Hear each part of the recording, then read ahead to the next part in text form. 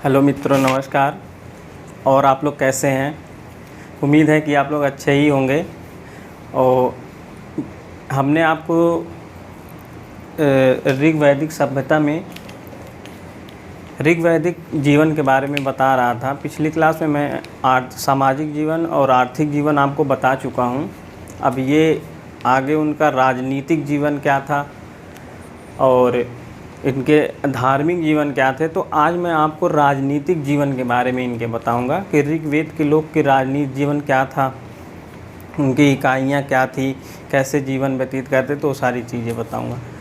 आप सभी मित्र जल्दी से जल्दी ज्वाइन हो जाइए, क्लास में आ जाइए और एक कॉपी और पेन लेके आइएगा मित्र। और हमारे YouTube channel youth success Prayagraj पे आप ज़्यादा से ज़्यादा मित्र जुड़ें और लाइक करें, शेयर करें, कमेंट करें।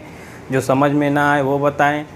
मैं ऐसा पढ़ा रहा हूँ आपको, कोई भी परीक्षा हो, जीएस के इतिहास का पार्ट आपसे कोई भी क्वेश्चन नहीं छूटेगा। इतना डिटेल मैं आपको बता दे रहा हूँ। तो आइए अब मित्र क्लास की शुरुआत करते हैं।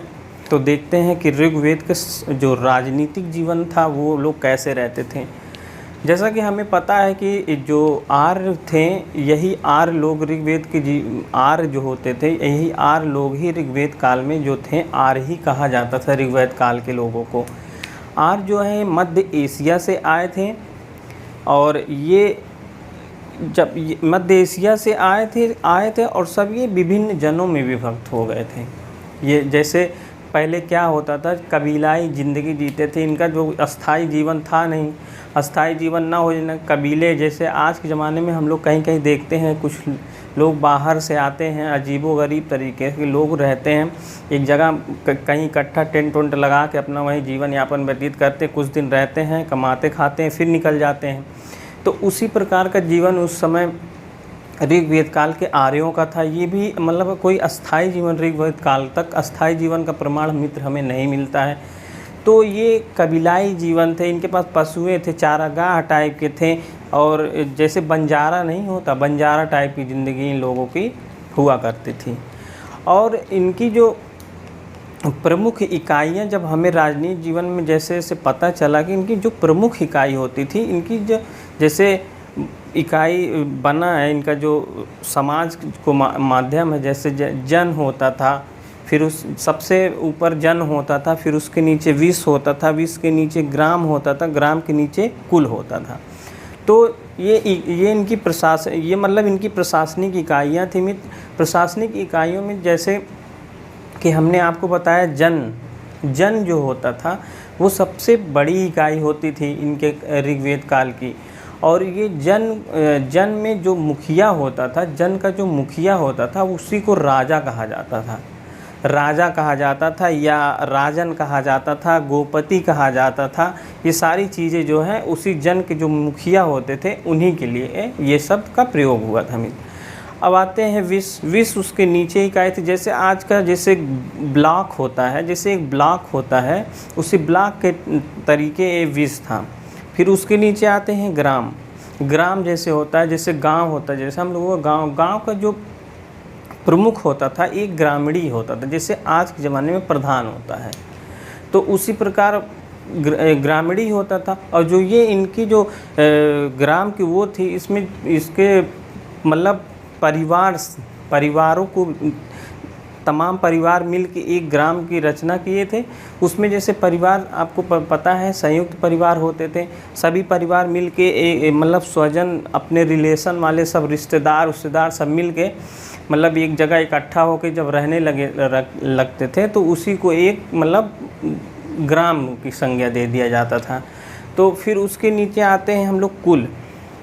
जो सबसे छोटी इकाई है ऋग्वेद काल की वो कुल है। कुल का जो मुखिया होता है वो कुलव कहलाता है।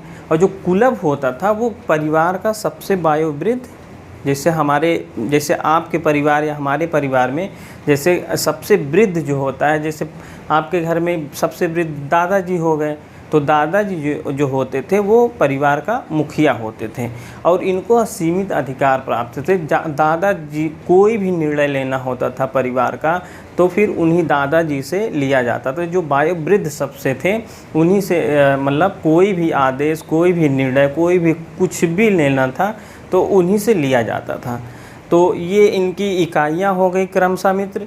जैसा कि आपको मैंने बताया कि सबसे बड़ी इकाई इनकी जन है, जन के बाद विश है, विश के बाद ग्राम है, ग्राम के बाद कुल है। तो जैसे कुल से अब नीचे, जैसे अब कुल मतलब परिवार से जब ऊपर जाएंगे तो एक सब सारे परिवार रिश्तेदार सब मिलके जब मिल गए तो एक ग्राम का निर्माण हो गया। फिर जब एक ग्राम बन गया तो कई ग्राम बन गए, ऐसे ऐसे तो एक जैसे विश का निर्माण हो गया। और जब सारे विश मिल के, ग्राम और विश मिल के एक जन का निर्माण हो गया। तो इसी प्रकार इनकी प्रशासन की इकाइयाँ थे मित्र। और इनका जो इनकी जो मतलब जीवन थी वो मतलब प्रशासन की इकाई जो थी वो राजतंत्रात्मक थी। मतलब राजा जो होता था, राजा को सब लोग चुन लेते थे, उसी को चुनाव कर लेते थे, तो वही एक राजतंत्रात्मक होता था।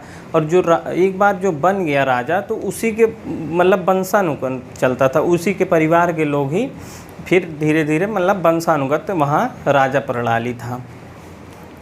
तो और राजा को जो चुनाव करती थी एक संस्था होती थी, समिति जो होती थी वो राजा का चुनाव करती थी मित्र। तो ऐसे धीरे धीरे जैसे इन लोगों का जो जीवन था, भूमि को ये लोग मतलब भूमि को संपत्ति का स्रोत नहीं मानते थे। इनकी जो संपत्ति की स्रोत थी वो पशुएं हुआ करती थी। और इन्हीं पशुओं के लिए आपस में जो है युद्ध होते थे।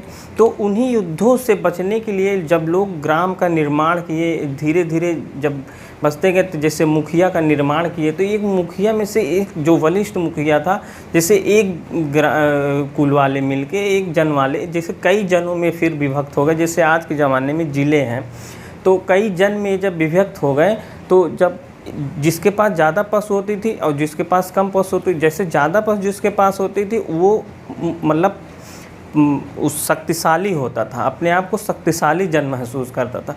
और उसी शक्तिशाली जन के ऊपर आक्रमण करने के लिए कुछ लोग पशु ही उनका संपत्ति का साधन था। पशुओं के लिए आक्रमण, जिसके पास जितना पशु था वो ज़्यादा शक्तिशाली था, जिसके पास कम था वो कम शक्ति। तो उसी को जब ऐसे होता था तो लोगों ने मिलकर विचार किया कि एक हम अपनी जन का एक मुखिया बनाते हैं, उसी के ऊपर सारे कार्यभार सौंपते हैं, उसी के आदेश के अनुसार हम लोग काम करेंगे।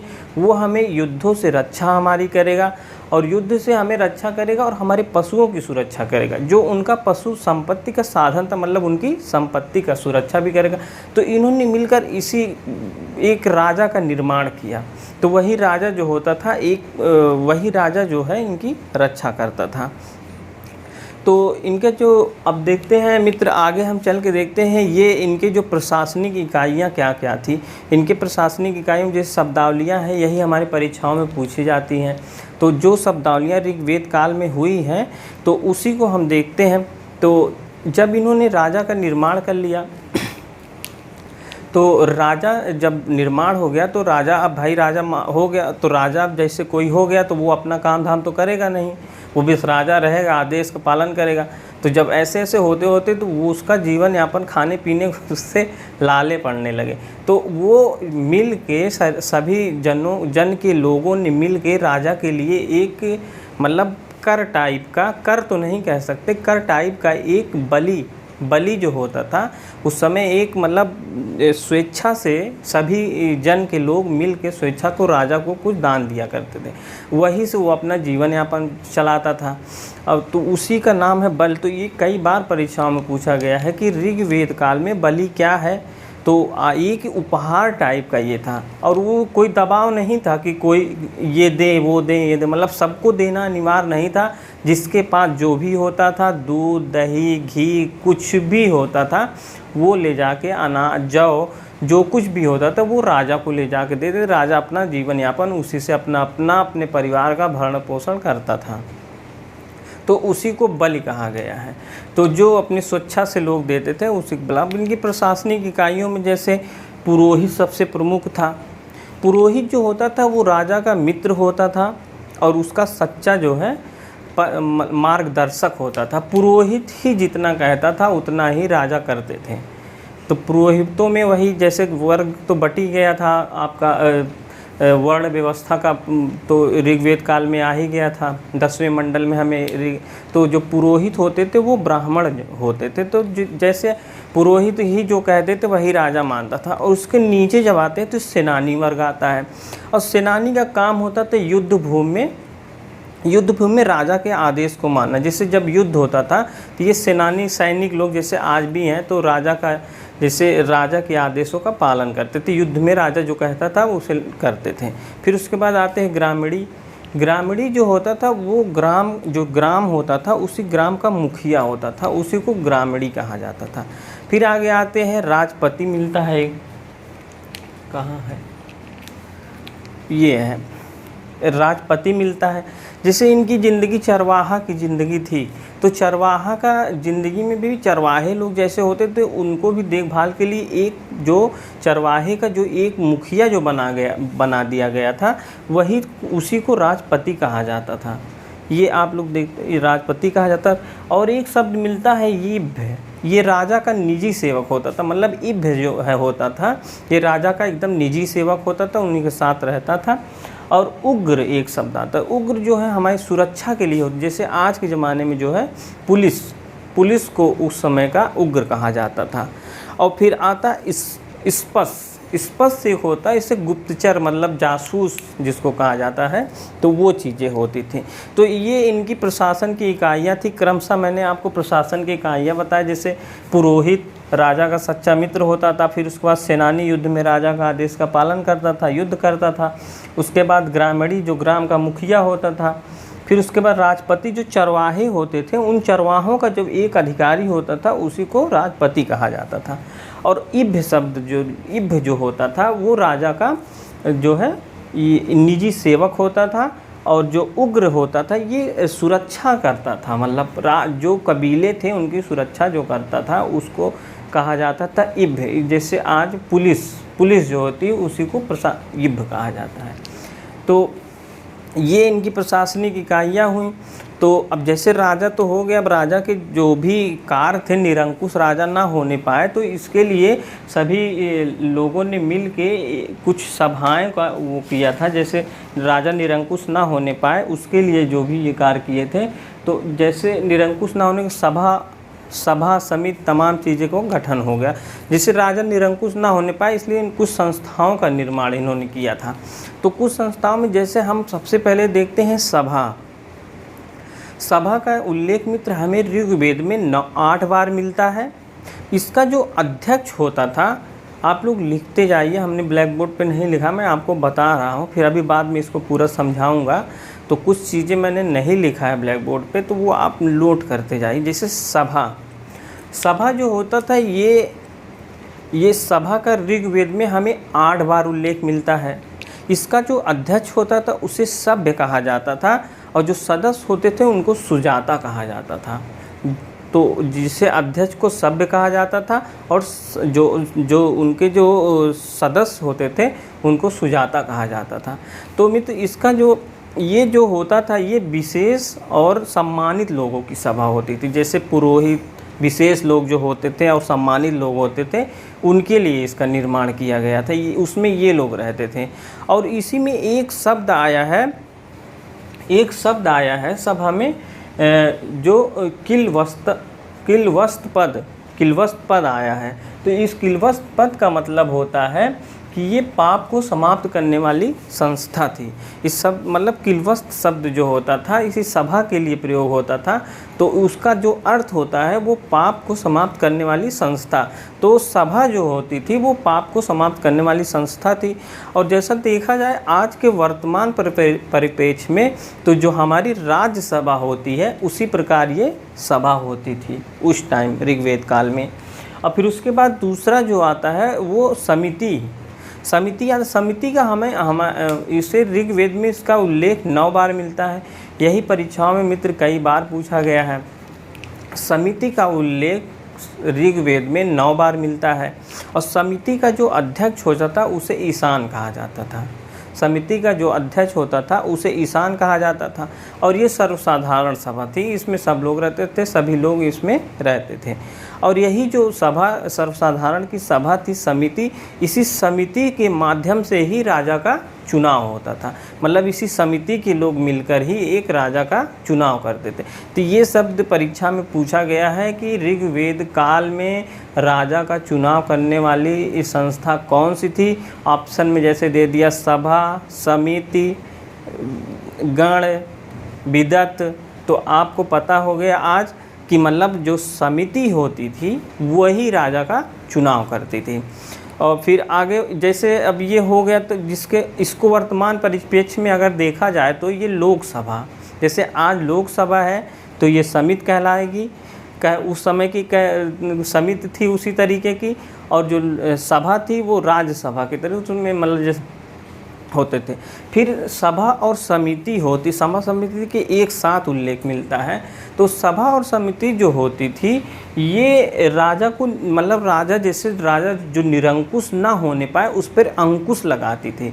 मतलब ये सभा जो है राजा की निरंकुशता को रोकती थी, उस पर अंकुश लगाती थी। राजा निरंकुश ना हो जाए, अपने मनमाना ना करने लगे, इसलिए इसका सभा और समिति का निर्माण किया गया था।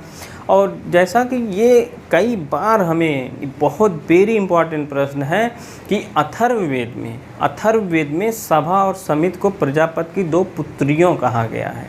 ये बहुत इम्पॉर्टेंट है, कई बार परीक्षाओं में पूछा गया है कि सभा और समिति को अथर्ववेद में प्रजापति की 2 पुत्रियां कहा गया है। फिर उसके बाद आते हैं विदत। विदत का उल्लेख ऋग्वेद में 122 बार हुआ है मित्र। ये आर्यों की सबसे प्राचीन संस्था थी और इसका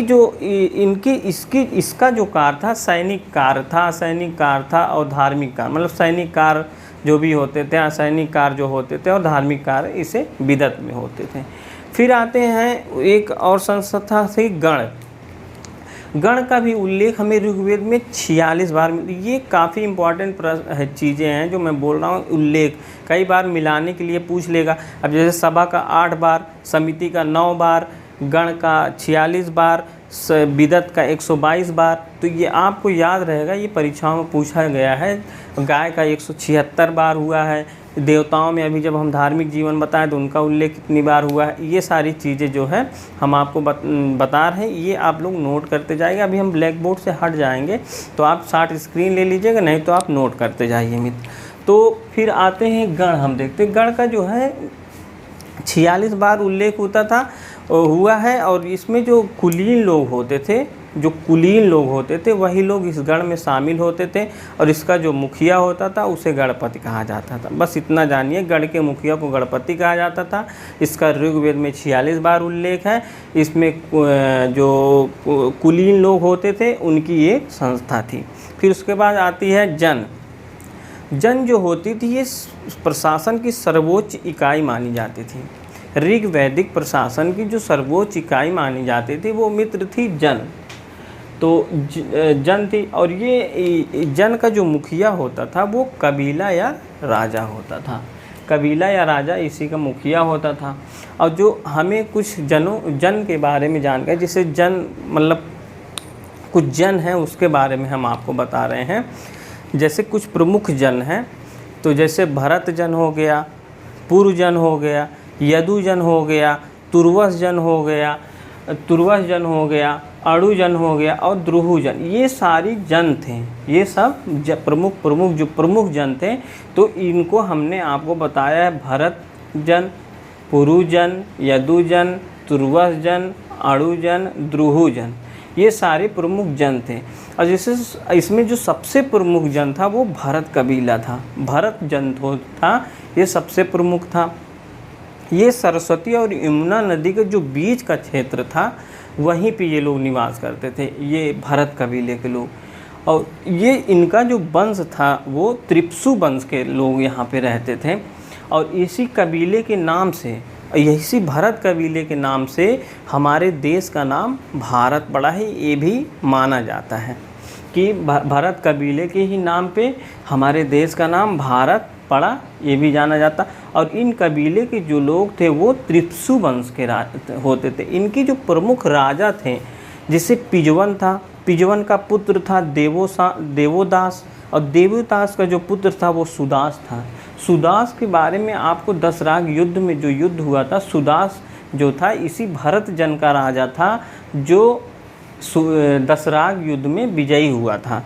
और उसके बाद ये है देवसावास और देवराट, ये 5 जो राजाओं के नाम हैं मुख हमने आपको बता दिया है, इसलिए बताया कि सुदास के बारे में आप जान सकें। तो सुदास जो प्रमुख ये दसराग युद्ध में विजयी भी हुआ था, यही सुदास जो भरत कुल का था यही विजयी हुआ था। और तिप्सु परीक्षा में ये पूछता है कि जो दसराग युद्ध में विजयी हुआ था वो कौन सा राजा था, तो आपको पता चला सुदास था। और किस जन का था, भरत जन का था। किस वंश का था, त्रिप्सु वंश का था। तो मित्र ऐसे तो आपको जैसे सारी चीज़ें मैंने आपको डिटेल करके बता दिया, आप लोग ऐसे नोट कर लीजिए, आप लोग इसको रट लीजिए, यही सारी परीक्षाओं में आया है। अब उसके बाद दूसरा जो कबीला था वो पुरु था। ये पुरु और भरत जन में जो दसराग युद्ध हुआ था, यही पुरु कबीले के बीच और भरत कबीला अकेला कबीला था, ये बलिष्ठ कबीला था, प्रमुख कबीला था। और इसका जो दूसरा पुरु कबीला था ये सरस्वती नदी के दोनों तटों पर स्थित थे। जो पुरु कबीले के लोग थे ये सरस्वती नदी के दोनों तटों पे थे मित्र। और फिर उसके बाद उनके जो राजा प्रमुख राजा हुए इनमें भी राजा हैं। राजा बताने का रीज़न ये है कि किससे दसराग युद्ध हुआ था। तो इनके जो प्रमुख राजा से दुर्वा, फिर ऋषदस्यु थे, गिरिछत थे, फिर पुरकुप्स थे। यही पुरकुप्स और सुदास के बीच जो है दसराग का युद्ध हुआ था मित्र। और ये पुरकुप्स जो था ये युद्ध में मारा जाता है। तो यही हमें इतिहास में सबसे प्राचीन घटना, युद्ध में मारा जाने वाले का साक्ष्य यही पुरकुप्स को ही माना जाता है। और फिर उसके बाद हम दसराग युद्ध के बारे में आपको थोड़ा सा बता दे रहे हैं। जो दसराग युद्ध हुआ था मित्र ये परशुड़ी नदी के किनारे हुआ था। परशुड़ी नदी को आधुनिक रावी नदी कहा जाता है। और ये भरत जन कबीले और पुरजन कबीले दोनों कबीलों में हुआ था। लेकिन पुरजन के कबीलों में 5 कबीले जो थे, जैसे हमने आपको बताया पुर की तरफ से 5 कबीले थे। एक था पुरु, यदु, तुर्वस, अणु और द्रुहु। ये 5 कबीले तो पुरु के साथ थे और 5 कबीले थे, 5 कबीले और थे। तो ये मिला के 10 कबीले पुरु की तरफ से थे, पुरकुप्स की तरफ से थे। और भरत कबीले की तरफ से मात्र और मात्र 1 कबीला था। तो इनकी तरफ से 10 कबीले थे। जो पुरु कबीला था उनकी तरफ से 10 जन थे और इसकी तरफ से सिर्फ 1 जन। तो ये हम युद्ध जो होने का कारण था, ये युद्ध होने का कारण था कि भरत कबीले के जो पुरोहित हुए थे विश्वामित्र थे। ये युद्ध जब दसराग का युद्ध जो हुआ था तो भरत कबीले के जो पुरोहित विश्वामित्र थे। अब विश्वामित्र की से और ये राजा सुदास से कुछ अनबन हो गया। और अनबन होने के कारण से राजा सुदास ने जो है उनको विश्वामित्र को अपने कबीले के पुरोहित से निकाल दिया। तो जो विश्वामित्र थे वो गुस्सा आ गए कि मैं आज तक इतने दिन से भरत कबीले में रहा और सबका पुरोहित रहा और आज ये मुझे निकाल दे रहा। तो वो गुस्सा होकर जाके पुरु कबीले के साथ मिल जाते हैं और मिल के जो है एक षड्यंत्र रचते हैं और वो भरत कबीले को परास्त करने के लिए पुरु के एक षड्यंत्र रच के एक युद्ध करा देते हैं। तो वही युद्ध जो दसराग का युद्ध हुआ था इन्हीं कारण से हुआ था कि सुदास ने विश्वामित्र को जो है अपने कबीले से निकाल दिया था पुरोहित से। तो फिर उसीलिए और ये युद्ध जब हुआ ये परशुड़ी नदी के किनारे हुआ। इसमें पुरु की तरफ से 10 कबीले थे, भरत की तरफ से 1 कबीला था। भरत कबीले का राजा सुदास था, और पुरु कबीले का जो राजा था पुरकुप्स था। तो इसमें जो है पुरु कबीले की हार होती है और भरत कबीले की जीत होती है। राजा पुरकुप्स मारा जाता है और फिर उसके बाद भरत कबीले का जो अगला पुरोहित बनता है वो वशिष्ठ को बनाते हैं। तो इतना इनका राजनीतिक जीवन रहा। तो मित्र हमने आपको अभी बताया, अब आप पॉइंट टू पॉइंट नोट करते जाइए, हम फटाफट आपको क्लास का रिवीजन कर दे रहे हैं। एक बार आप इसका शॉर्ट स्क्रीन ले लीजिए, हम हट जा रहे हैं।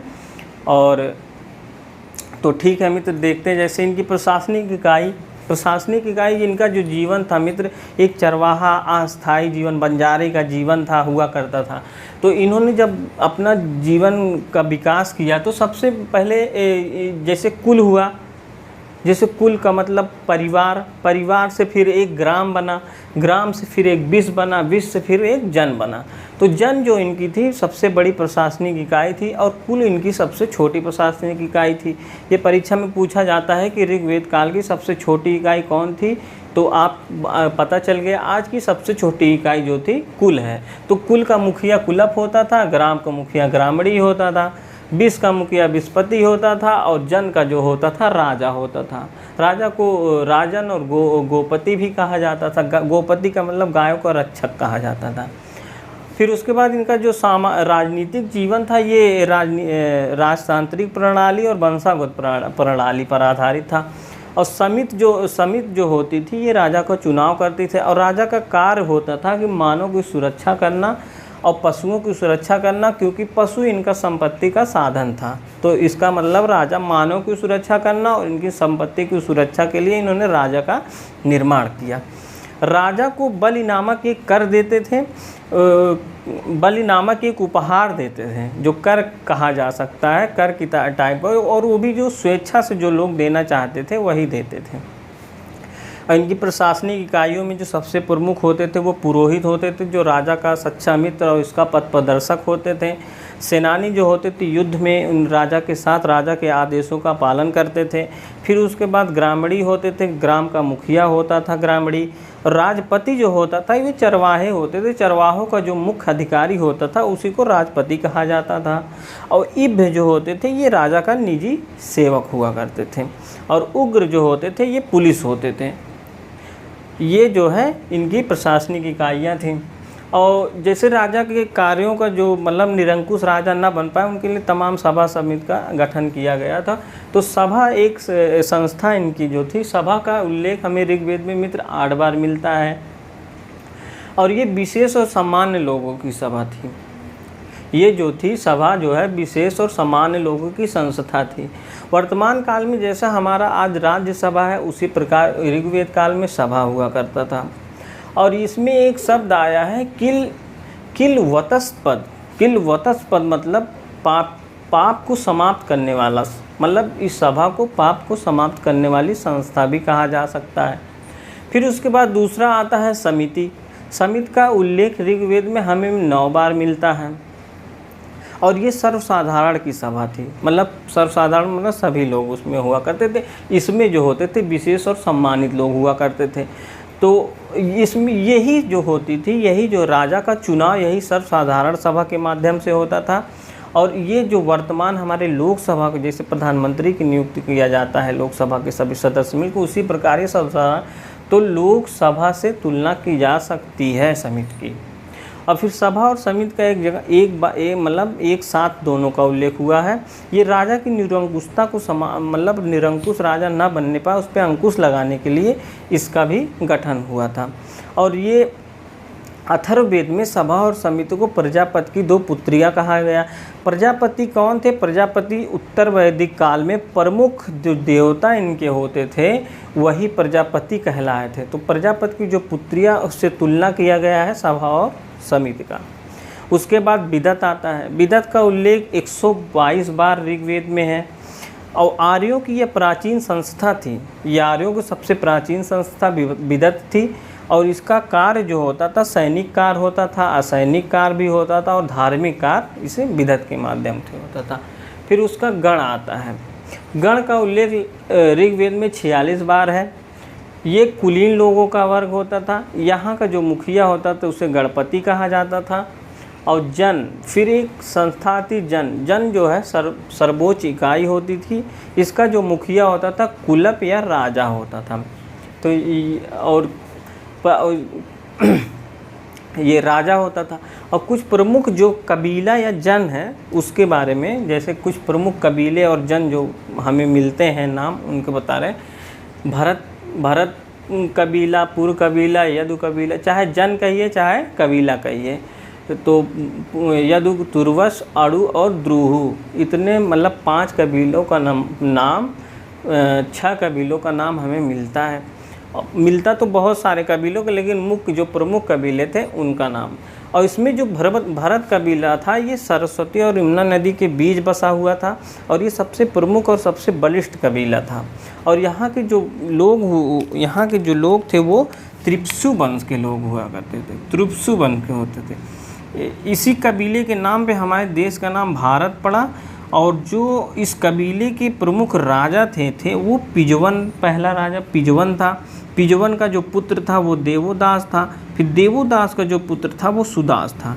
यही सुदास जो था दसरा के युद्ध में जो हुआ था, सुदास के माध्यम से। उसके बाद देवा से देवसवास था, फिर उसके बाद देवराट था, और फिर उसके बाद दूसरा जो प्रमुख कबीला था वो पुरु कबीला था। पुरु कबीला जो था सरस्वती नदी के दोनों तटों पर स्थित था। इसमें जो प्रमुख राजा थे दुर्राह थे, ऋषदस्यु थे, गिरिछत थे और पुरुकुप्स थे। यही पुरुकुप्स जो था ये दसराक युद्ध में मारा गया था। इसी के माध्यम से दसराक युद्ध पुरुकुप्स और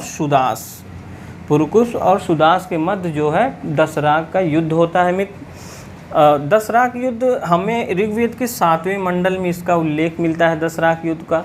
और ये परिशुड़ी नदी, आधुनिक रावी नदी के किनारे हुआ था। ये 2 जनों के बीच हुआ था, भरत जन और पुरुजन।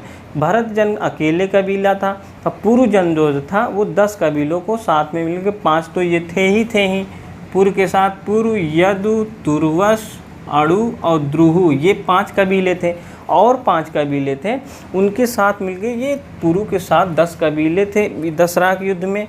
और फिर उसके बाद ये जो युद्ध हुआ, इस युद्ध में जो है राजा सुदास की जीत हुई, मतलब भरत कबीले की जीत हुई। और उसका युद्ध का कारण यही था कि सुदास के जो पुरोहित विश्वामित्र थे, विश्वामित्र को जो है वो अपने पुरोहित पद से हटा के बाहर कर देता है। उसी पर वो गुस्सा जाते हैं, वो जाके पुर कबीले के लोगों से मिलते हैं, राजा पुरुकुप्स से मिलते हैं और उसको आक्रमण के लिए उकसाते हैं। और फिर दोनों में युद्ध हो जाता है। और युद्ध जो हो जाता है, ये युद्ध में जो है फिर वही पुरु कबीले के लोग हार जाते हैं। और फिर ये जो सुदास ने था जो अपना अगला पुरोहित बनाया वो वशिष्ठ को बनाया। तो ये रही इनकी राजनीतिक जीवन मित्र। हमें उम्मीद है कि आपको समझ में आया होगा। आप बस पॉइंट नोट करते जाइए मित्र। इससे बाहर एक भी क्वेश्चन आ जाएगा तो आप कोई भी परीक्षा दे के आए फिर बताइएगा कि हाँ इससे बाहर आया था।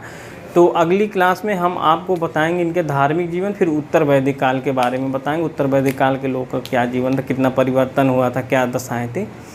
तो मित्र आप लोग ज़्यादा से ज़्यादा संख्या में जुड़िए। कितनी बार कहते हैं यही आपकी एनर्जी है, जितने लोग जुड़ेंगे उसी से हमें उत्साहन मिलेगा।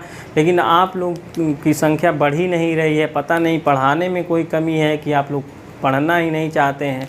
इतना हम आपसे रोज़ कहते हैं, कुछ ना कुछ तो आप मेरे लिए भी करिए मित्र। आप यूथ सक्सेस प्रयागराज चैनल को जो है लाइक करिए, शेयर करिए, सब्सक्राइब करिए।